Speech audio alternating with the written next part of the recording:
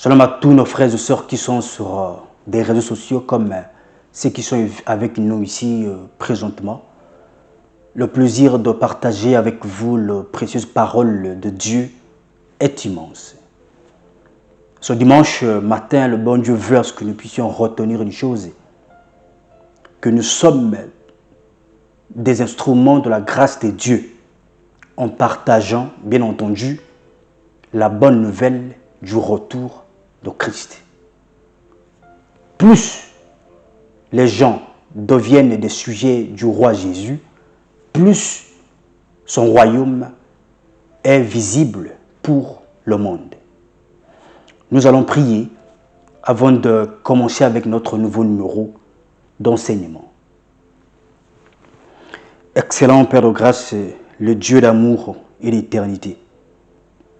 Nous ne pouvons jamais compter tous tes bienfaits dans nos vies, car c'est tellement beaucoup et inexplicable.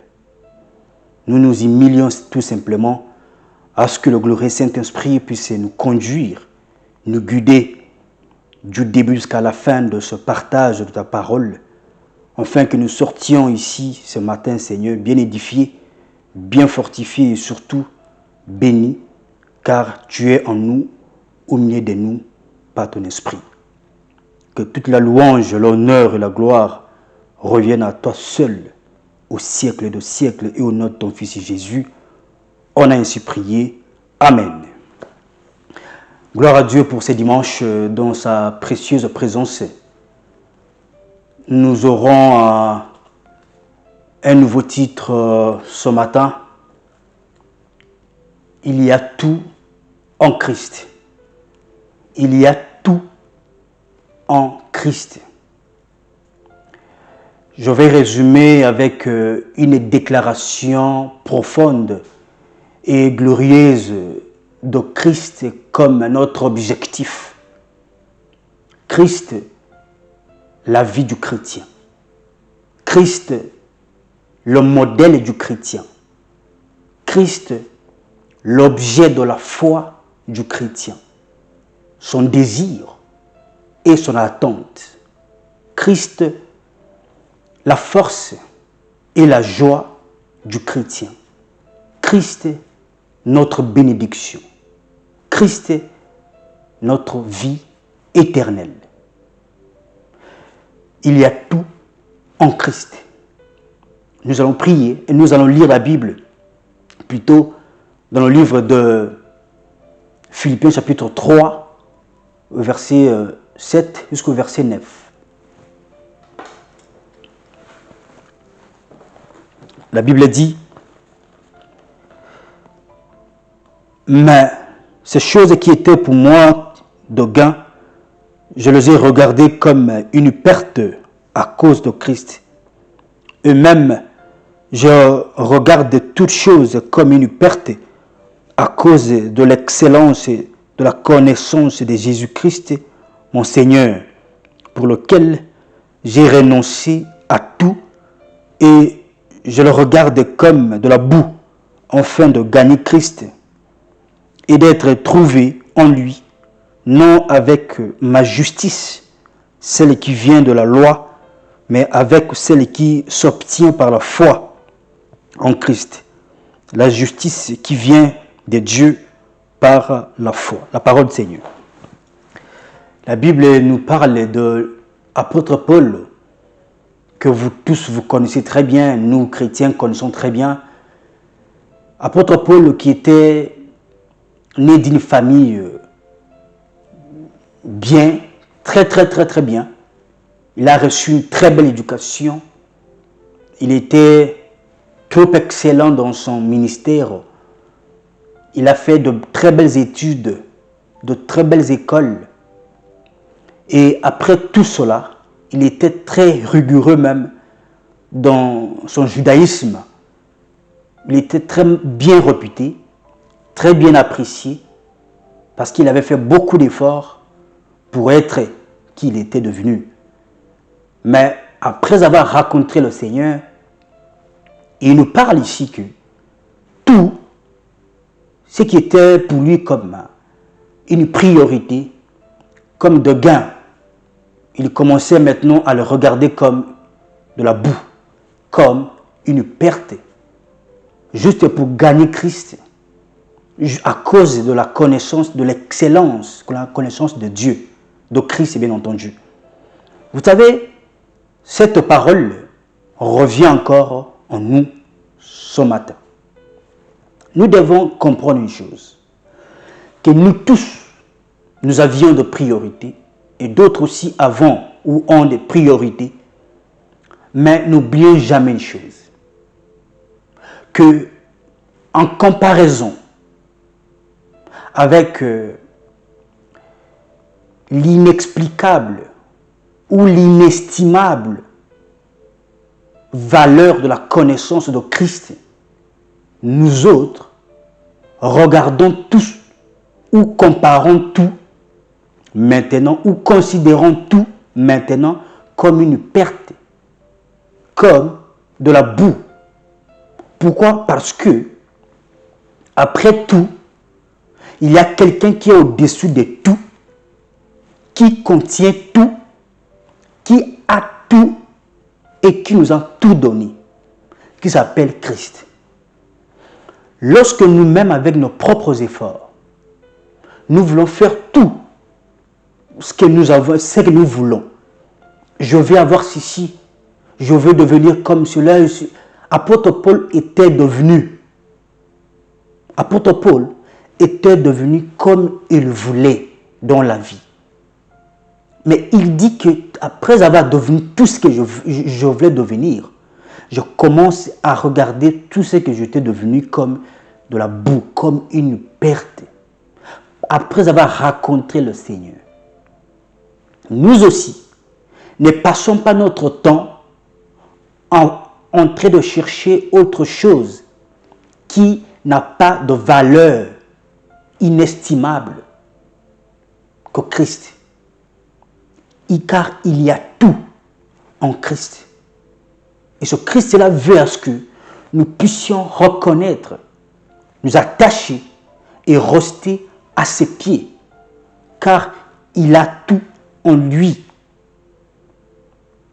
Il a tout en lui. Rien de ce que nous cherchons ailleurs.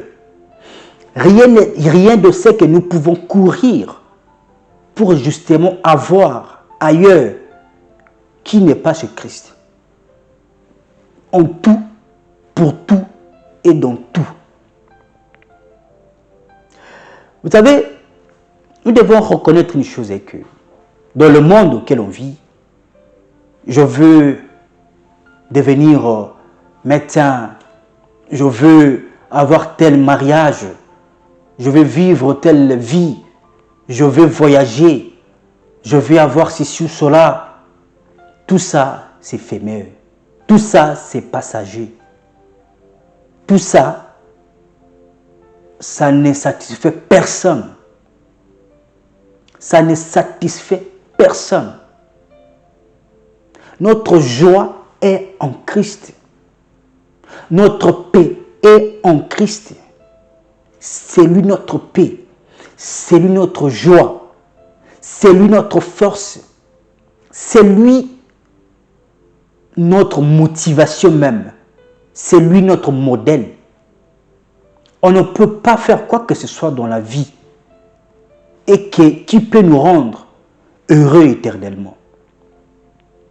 On ne peut pas faire quoi que ce soit qui peut remplacer ce que Jésus peut donner dans notre vie.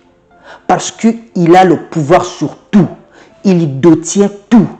Il a tout entre ses mains. Et il gère, il contrôle et il maîtrise. Rien dans ce monde qui peut justement surpasser ce que Christ a. Et ce Christ-là veut à ce que nous puissions, bien entendu, recevoir ce qu'il a. Recevoir ce qu'il a à nous donner. C'est nous qui avons besoin de ce qu'il a. Et il nous dit même qu'on ne va pas lire la Bible. Dans Éphésiens chapitre 1, verset 3, qu'il nous a bénis de toutes sortes de bénédictions spirituelles en Jésus-Christ. C'est-à-dire que si vous avez Jésus, vous avez déjà cette bénédiction spirituelle. Et il faut que cette bénédiction spirituelle puisse devenir palpable dans votre vie. Mais ce n'est pas en vous éloignant de lui, non. C'est en s'attachant avec lui. Ce n'est pas en se détachant de lui. Mais en se rapprochant encore de lui. En s'approchant de celui qui contient tout, celui qui a tout, celui qui peut tout donner ou retirer. Celui qui a le dernier mot sur votre vie, sur ma vie, sur la vie de tout un chacun de nous. Personne a le dernier mot que Christ. Alors, il y a tout en Christ. Qu'est-ce que vous avez besoin que Christ ne peut pas vous donner? Tout ce que vous pouvez rechercher avec beaucoup de dévouement humain, avec beaucoup d'efforts humains, avec beaucoup de motivation humaine, avec beaucoup de connaissances humaines, Christ est capable de vous le donner s'il voit que vous vous attachez à lui. S'il voit que vous reconnaissez que vous êtes rien sans lui. Il aime les gens humbles. Il veut réellement nous donner tout dans nos cœurs désirs. À condition que nous restions conscients de notre consécration en lui. Le valoriser, l'honorer et reconnaître qu'il a la clé sur toute chose. Il détient le pouvoir sur toute chose. Toutes portes seront ouvertes si Christ, qui est votre Dieu, qui est mon Dieu, donne son dernier mot, donne son accord. Voilà pourquoi il y a tout en Christ. Même la vie éternelle. Pas seulement dans ce monde. Parce que ce monde va bientôt disparaître, nous dit la Bible. Mais même à l'au-delà. Alléluia. J'aime ce que je veux dire. Vous savez, lorsque nous faisons parfois des voyages, je vais aller peut-être en Italie, peut-être ici en Irlande du Nord, peut-être en France et peut-être en Belgique, peut-être aux États-Unis où dernièrement nous étions au Maroc pour des vacances privées bien entendu. Vous savez, on fait tout le programme, on prépare le voyage, on prend tout ce qui est nécessaire pour que notre vacances se passe très très bien comme prévu. Mais n'oublions pas une chose, frère. N'oublions pas que nous avons aussi un voyage non retour, sans retour. Qu'est-ce que vous vous préparez pour ce voyage non retour? Qu'est-ce que vous préparez pour aller à l'éternité? Vous pouvez faire le choix maintenant de vous attacher avec celui qui a tout. Ici, il va vous satisfaire, même dans la vie éternelle où nous allons tous partir. Nous aurons une place parce que nous l'avons déjà choisi à partir d'ici. Nous étions des instruments, ses enfants, ses disciples qu'il adorait, qu'il obéissait, qui croyaient en lui. Car il dit, si vous croyez en moi, vous vivrez et vous aurez la vie éternelle. Alors, même à l'au-delà, nous devons reconnaître que Christ, il a tout en lui. Si nous sommes avec lui ici, nous aurons tout ici, y compris à l'au-delà. Même à l'au-delà. Nous allons trouver une place à l'au-delà. Et nous serons assis à ses côtés. Parce qu'il a tout en lui. Il a tout en lui. Qu'est-ce que vous avez besoin que Christ est incapable de vous donner? Vous savez, lorsque je vois des personnes, je leur prêche la parole, je leur évangélise, même ceux de ma famille parfois, et ils butent de la parole. Il minimise l'évangile, la parole de Dieu. Il n'aime pas Christ. J'ai des larmes aux yeux. Vous ne pouvez jamais vous en sortir dans cette vie, dans ce monde, dans cette aventure que nous sommes tous de passagers, si vous n'avez pas Christ. Vous n'aurez jamais une paix durable. Une paix même. Apôtre Paul écrivait ce passage de Philippe en prison. Il a passé la majorité du reste de sa vie en prison, dans de prisons. Mais il nous dit, écoutez, avant de continuer, toujours au Philippiens chapitre 4, verset 4. La Bible dit, réjouissez-vous toujours dans le Seigneur. Je le répète, réjouissez-vous, la parole du Seigneur. Vous savez, réjouissez-vous toujours dans le Seigneur. C'est-à-dire que même au milieu de la diversité, vous allez vous réjouir car vous dépendez de celui qui a tout, de celui qui soutient tout, de celui qui a la clé de tout, de celui qui peut ouvrir n'importe quelle porte, n'importe quelle opportunité, n'importe quelle stabilité, n'importe quel épanouissement, n'importe quel bonheur.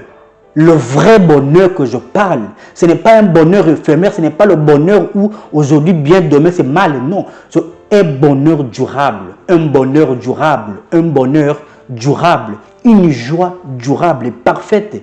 C'est en Christ. Et ce Christ-là est en nous. Et c'est lui qui a tout, qui vit en vous. Mais parfois, on ne se rend pas compte. On ne se rend pas compte en quel point être chrétien, c'est une bénédiction. Car être chrétien, c'est une bénédiction parce que c'est lui qui a tout, qui vit en vous, et qui paie tout, qui vit en vous, qui ouvre toutes les portes, qui vit en vous, qui guérit toutes sortes de malades, qui vit en vous. Mais vous vous rendez compte de cela, tout ça? Il veut que nous soyons conscients de sa présence en nous. Il veut que nous soyons conscients qu'il est en nous et il vit en nous pour nous aider. Nous aider. On peut se retrouver face à une adversité, face à une épreuve de la vie, face à un combat sur notre destinée. C'est quoi notre réaction? C'est quoi notre façon de dire ou d'agir ou de réagir, bien entendu? Nous, est-ce que nous réagissons comme ceux qui ont compris que nous avons celui qui a tout en nous, ou nous réagissons comme c'est du monde, c'est du dehors, c'est qui n'a pas d'espoir? Non, nous avons celui qui a été mort à la croix pour nous. Nous sommes conscients que Jésus-Christ était venu être frappé à cause de nous. Il nous a pardonné nos péchés. Amen. Et il nous a donné le pouvoir sur tout. Alléluia. Il a le pouvoir sur tout.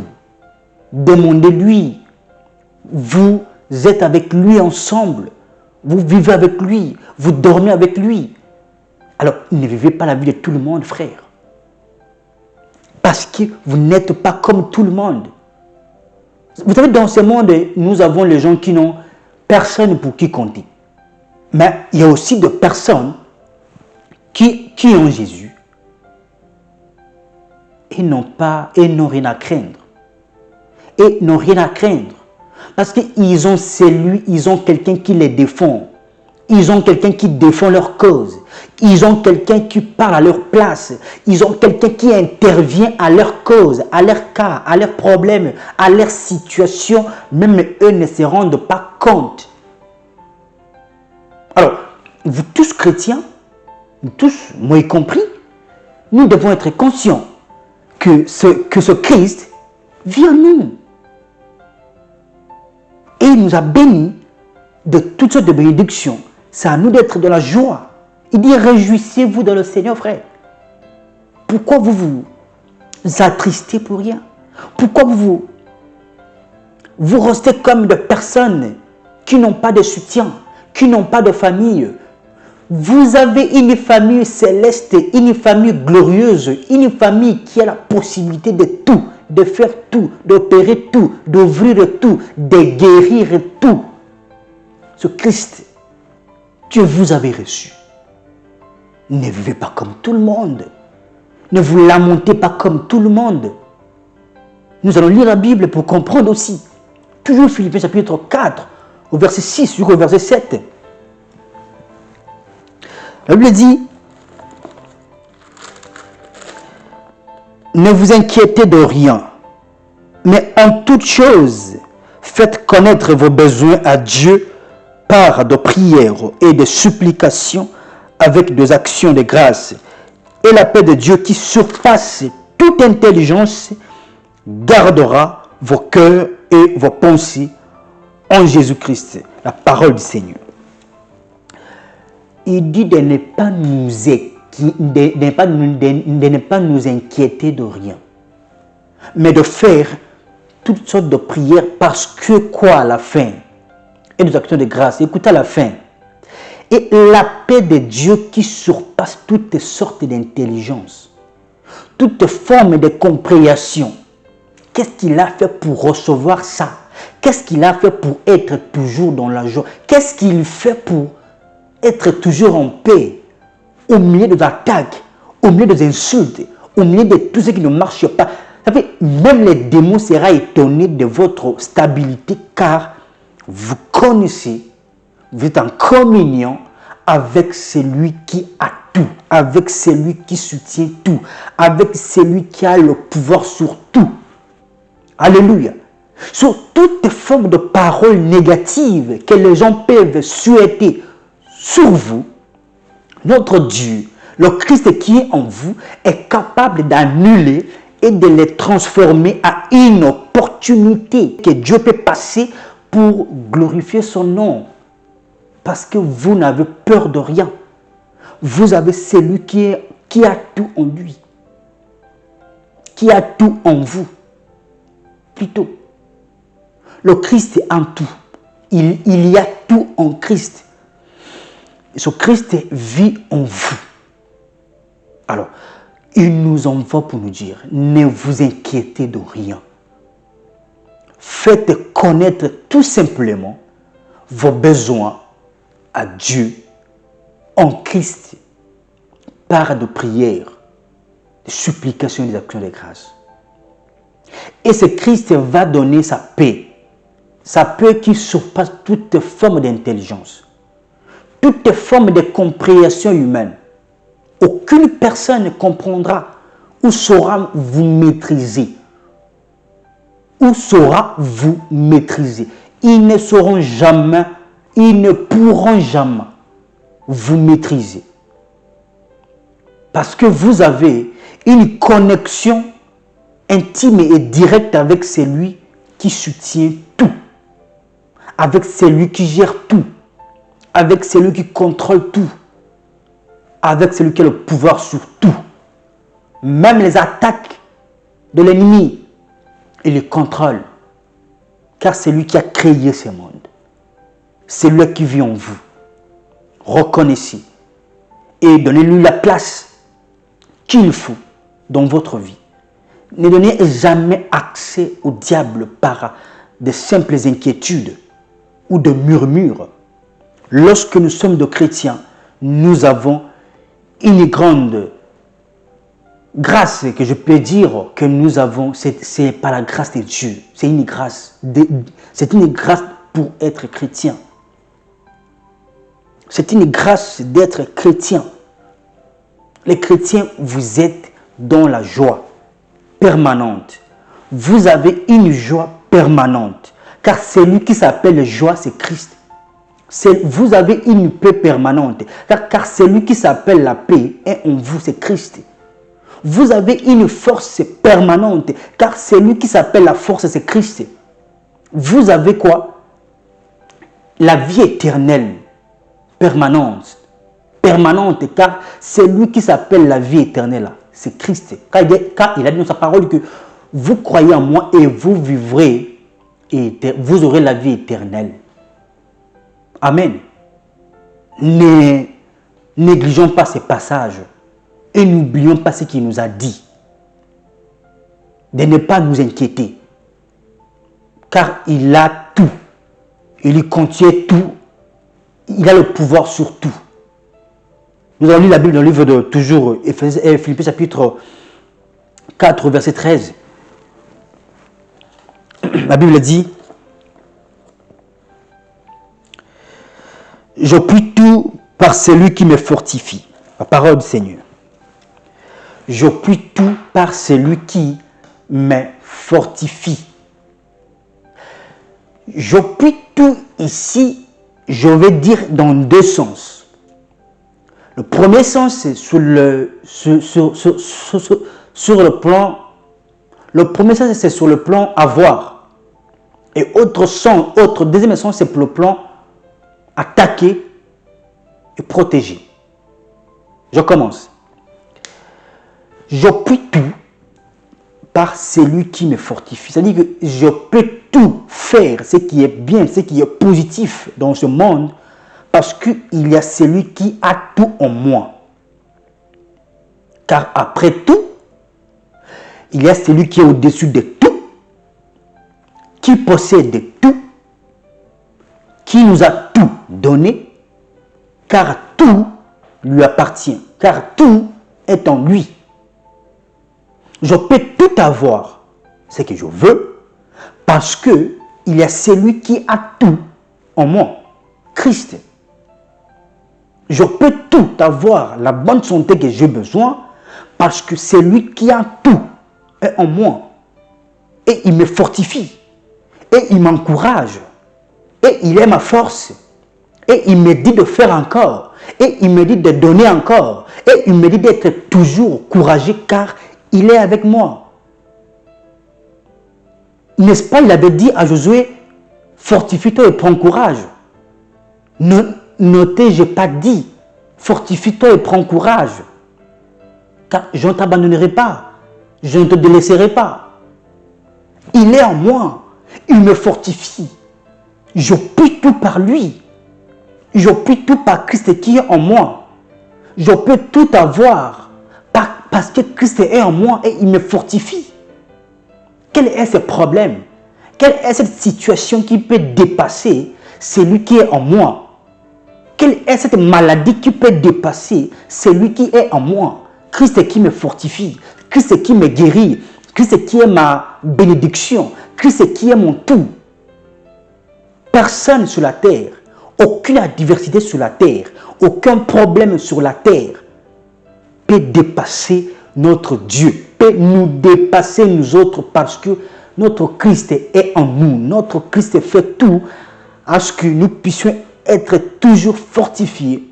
Ça veut dire qu'encourager, être toujours rassuré de sa précieuse présence en nous.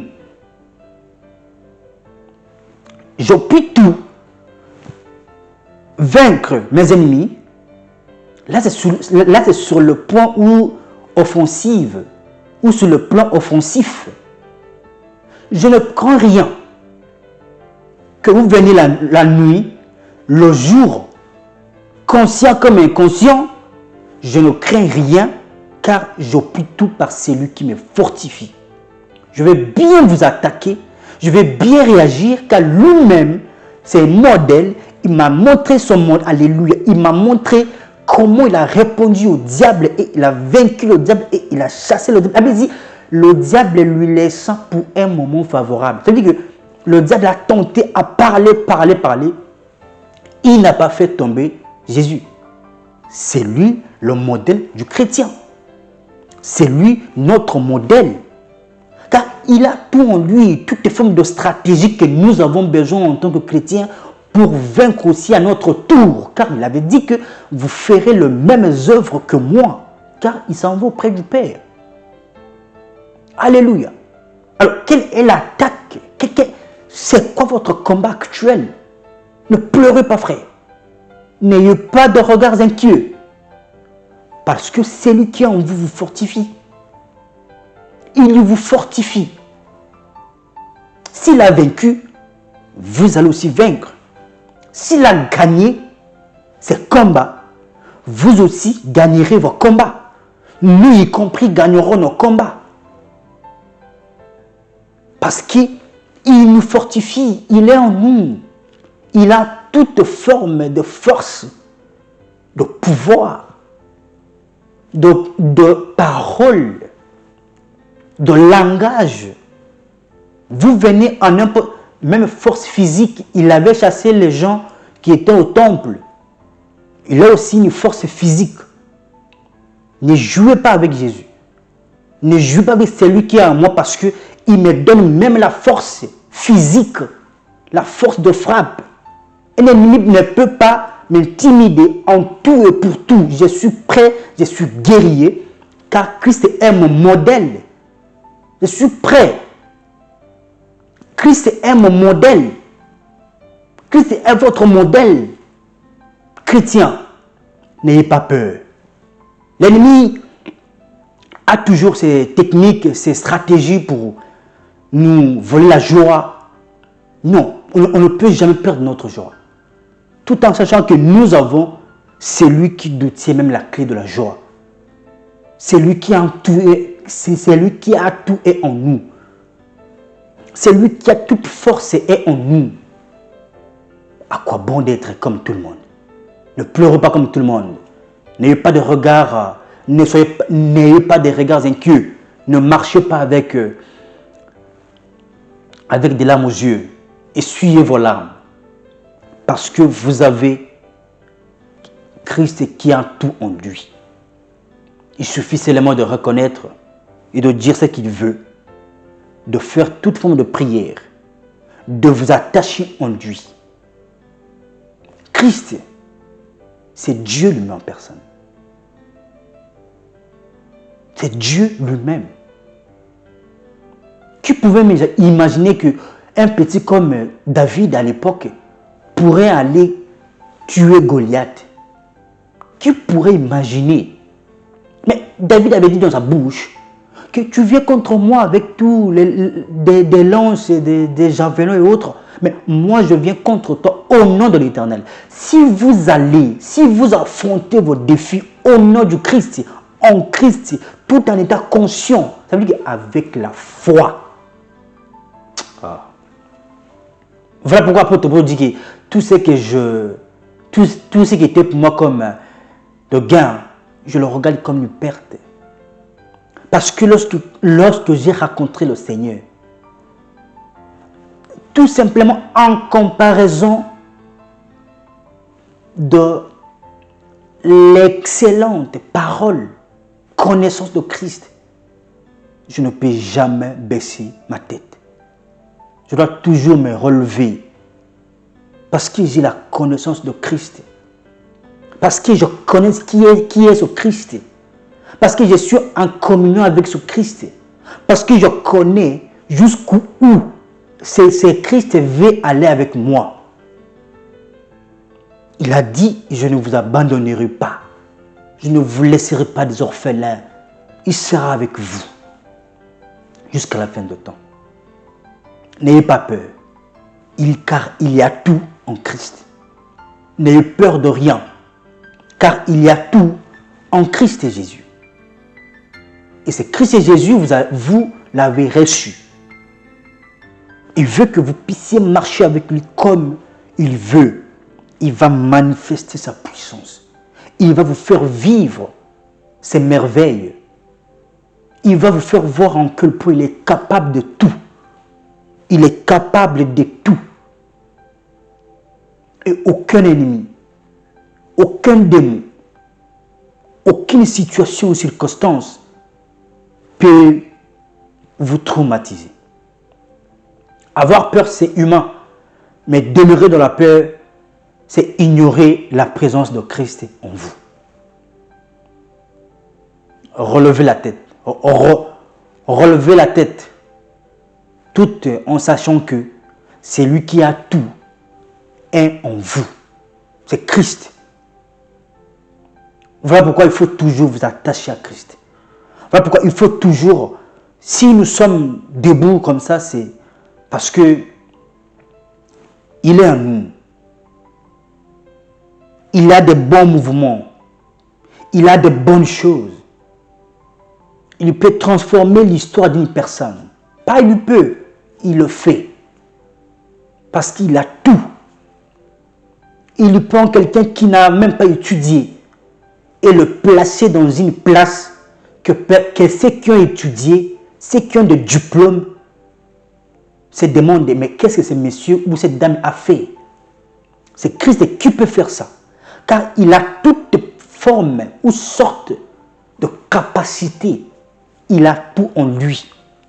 Il peut prendre une personne vilaine et la donner un très beau mariage, de très beaux enfants, une très belle stabilité, que même les plus belles, même les Miss du monde entier n'ont pas eu cette grâce de conquérir peut-être cet homme ou cette dame. Vous savez, nous avons tous des insuffisances. Mais lorsque nous nous attachons à Christ, notre insuffisance est disparue et sa suffisance apparaît. Nos faiblesses disparaissent et sa force apparaît. Notre tristesse disparaît et sa joie nous envahit. Amen. Notre visage qui était toujours dévisagé à cause des situations de la vie, à cause de tout ce qu'on peut traverser dans la vie, lorsque nous rencontrons le Seigneur et lorsqu'il veut briller en nous, notre visage rayonne de la joie. Lorsque nous regardons, on nous apprécie. Lorsque vous-même, vous regardez devant le miroir, vous vous appréciez. Mais après tout cela, bien entendu, vous aurez une place là en haut, au paradis. Amen. Vous aurez une place au paradis. C'est ça même qui est la bonté de l'évangile. Ici, car il avait dit dans sa parole que, dans les évangiles, Père, que ta volonté soit faite sur la terre comme aux cieux. Ici, nous devons être bien, car celui qui a tout est en nous. C'est Christ. Même à l'au-delà, même là en haut, nous aurons notre place, car il est allé pour nous préparer un endroit où nous allons arriver. Que personne ne vous déstabilise, qu'aucune épreuve ne vous fasse peur, que rien dans ce monde ne vous trouble, car celui qui a tout est en nous. Il veut tout simplement que vous puissiez lui donner passe à ce qu'il puisse mettre le but à votre avantage. Vous êtes trop battu dans la vie, trop combattu vous-même, trop démerdé vous-même, plutôt. Mais il veut que vous puissiez lui donner une passe. Il va mettre un but à votre avantage. Essayez, vous vivrez. Car il a tout en lui. Tout est en lui. Et tout est en Jésus. Amen. On se retrouve le mois prochain pour la suite de notre numéro. Votre frère, Pasteur Racheté.